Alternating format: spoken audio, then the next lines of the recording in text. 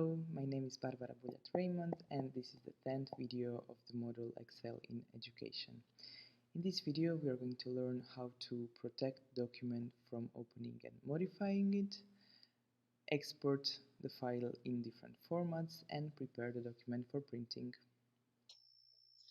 So as we said in this video, we are going to learn how to prepare the document for printing and how to lock it and prevent it from unauthorized opening or modifying. So let's say we want to print this document. If we just click on print, we can see that Excel wants to print this document on 25 pages. That's pretty huge.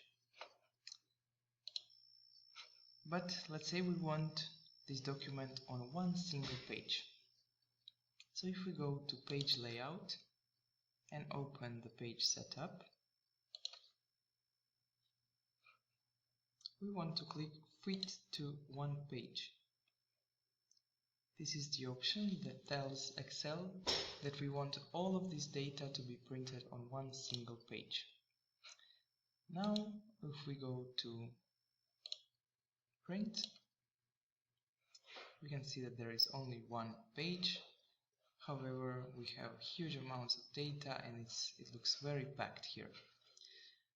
So if you remember from the previous video, below the table we have pivot chart and pivot table. So let's say we don't want this to be printed, we only want our table. So let's select the table, go to page layout and set the print area. So print area, set the print area. So we previously selected the table and then clicked on select print area. Now if we go to print,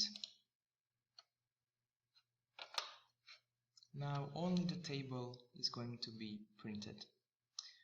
Of course the table is very big, so there is still a lot of data on this sheet, but this is just an example to show you how you can do that.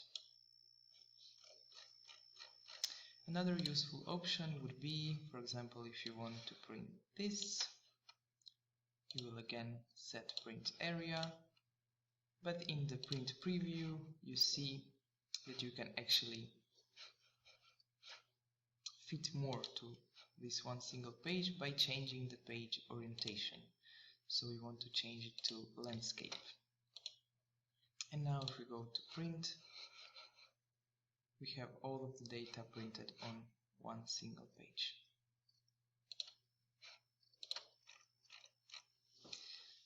Okay, and now the second part, how we are going to protect this document from unauthorized opening or modifying. So if we want to save this file, let's say we want to save it on the desktop, and here on the tools we go to general options,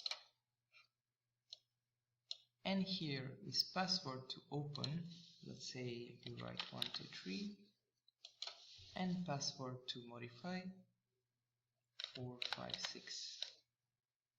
If we click on OK, we have to confirm our password. So it's 123 and password to modify 456 and save.